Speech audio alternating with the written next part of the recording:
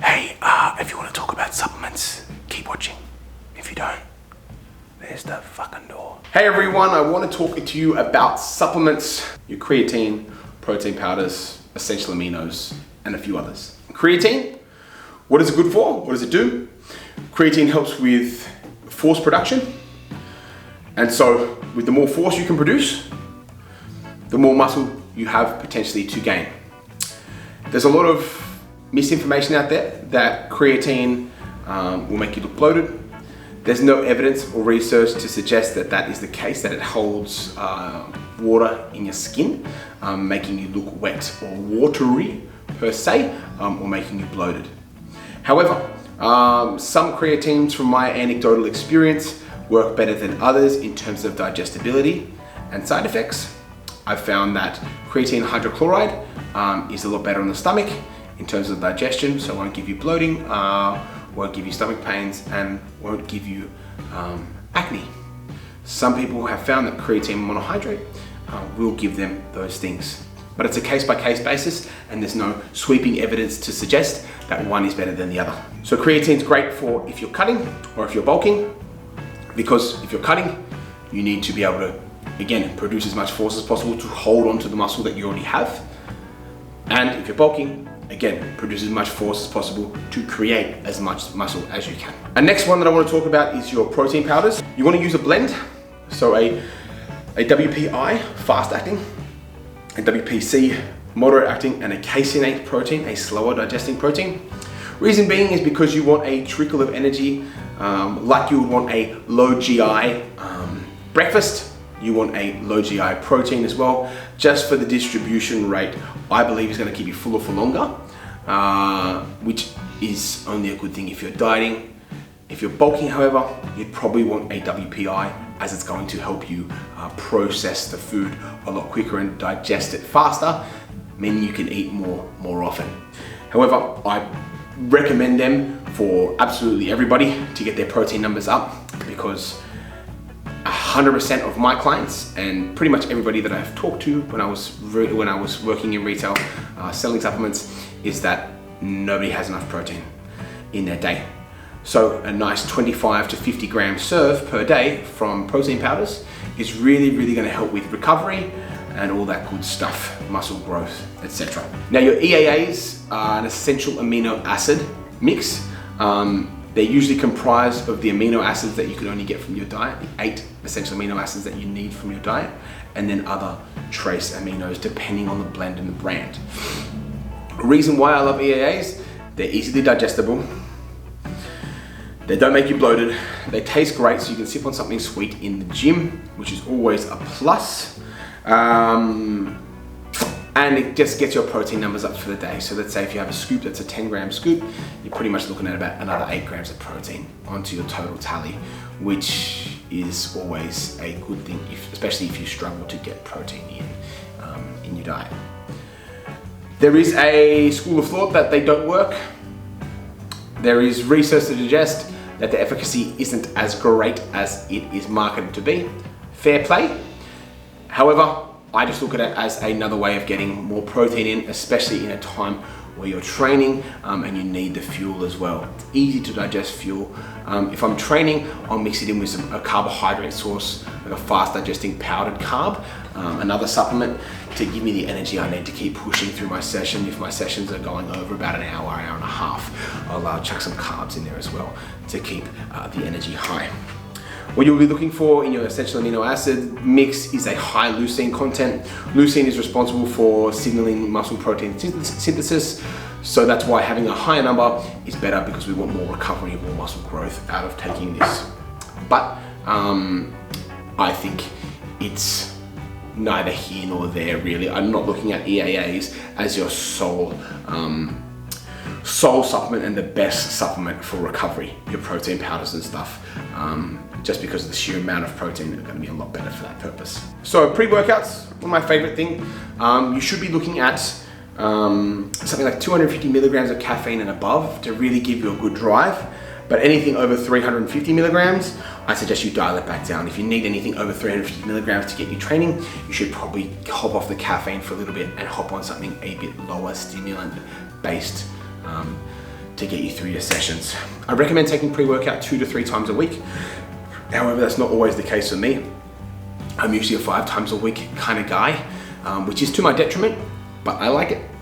And there's 2 days to reset where I have low caffeine days, and then there's other 5 where I have higher, but everyone's different. So my personal recommendation is 2 to 3 times a day, 2 to 3 times a week, sorry, and that should get you through your sessions with intensity without you getting used to the pre-workout as well. Because a major complaint that a lot of people have is that they get too used to the pre-workout too soon, loses all its strength, for lack of a better word, at this current time. You'll be looking at, you want about 4 to 6 grams of citrulline malate or L-citrulline, which helps with vasodilation. You want 3 grams plus of beta-alanine, which helps with lactic acid buffering, so helps with reducing that burning feeling, helps with endurance, that sort of jazz. You should also be looking at the L-theanine content. So around 100 to 200 milligrams of L-theanine paired with caffeine gives you this energized and alert feeling, but without the jitters. Fat burners. So, do I use fat burners? Not really. Do I think they have a place? Yes. Why is that? They, 1, suppress your appetite. Do they burn fat? No. But through appetite suppression, yes, they do, because you're getting in less calories than if you were to have nothing at all and then eat a bit more food throughout the day. So if you're not hungry, you're not getting in the calories and you should be losing the weight. So I'm a big fan of those, and I know a lot of people are a big fan of your fat burners simply because of the appetite suppression effects. So that's always a plus when you're dieting and you've been dieting for a long time. Do I recommend you take them daily? No. Should they be part of your diet toolbox? Absolutely. They give you a lot of energy as well, so if you're dieting and you're in a caloric deficit for an extended period of time, you're probably gonna feel pretty low on energy. So what I recommend is getting in some caffeine and around 200 megs or lower in that blend of the fat burner. So fat burner per scoop or per pill should have around 200 milligrams or less of caffeine. Anything more than that, and they're relying strictly on the caffeine to give you that buzz, you want to rely on, or you want to use different stimulants within that blend. So stuff like teacrine, and there's a bunch of other things, but those are your biggest hitters. You want your caffeine, and then you'll have stuff like 6-paradol and elements like that that help you sweat more. But in my opinion, the best part about a fat burner is the appetite suppression, not the sweatiness, not anything else really other than the energy. Suppression of appetite and energy, those would be the 2 best things. Everything else is kind of whatever in my opinion, and from everybody else's experience too. Some people do like to sweat though, so if you do like to sweat, pre-workout's probably not for you, a fat burner is. So one of my personal favorites are sleep formulas. So you'll see a lot of sleep formulas out there on the market, tablets, powders, what have you. You want something that's not a sedative, so something that's not gonna put you to sleep. If it puts you to sleep, not a good thing, because we can become reliant on it, much like we can sleeping tablets, and that's just not a good thing for our health. Not only that, there's a lot of good research that suggests that sedatives actually impact our REM sleep, which is our rapid eye movement sleep, and impacting that can impact our ability to recover, neurotransmitter production and function, that sort of stuff. So if we neglect our REM sleep by taking these sedative-based sleep formulas, it can lead to more serious stuff down the line in terms of lack of energy and that sort of stuff. So what you'll be looking for is a non-sedative blend that aims to boost neurotransmitter production and help with relaxation. So theanine, L-theanine is a fantastic one. If there's a blend of that in there, great. Magnesium, you want some magnesium in there as well. 5-HTP for neurotransmitter production. Those 3 things are my heavy hitters. Some people like their B vitamins, some people like their zinc. I think they have their place in there as well, but it's up to the individual. I just think those 3 are the most important. That's my personal belief. So if you have a sleep formula that has those in there, you're on the right track. If you have stuff that's gonna put you to sleep, I'd stay well clear of that, because you don't want to become, create a habit around that. Now, last and favorite of mine is detoxes. Now, should you take a detox? No. Do they work? No. Is there any scientific evidence whatsoever that they work? No. So why waste your money on a detox? You shouldn't. Tea detox, liver detox, any fucking detox, they're stupid and they don't work. And if you feel like they did work, it's only placebo. So you're wasting your money. You're best off investing in a diet plan, diet guide, exercise program, and sticking to that instead of wanting a placebo to do the work for you, which it won't anyway, because it'll do nothing. Just make you feel like, yeah, I feel great. I really feel like my liver's cleansed, you know? And it's a vibe. So well and truly, stay clear of your detoxes. No matter what, they don't fucking work. Your body does a fantastic job of detoxing your entire body. Now can we do things to help with detoxifying the body? Detoxifying, what the fuck that means? The body. There's no real clear term, mind you, on what detoxification means.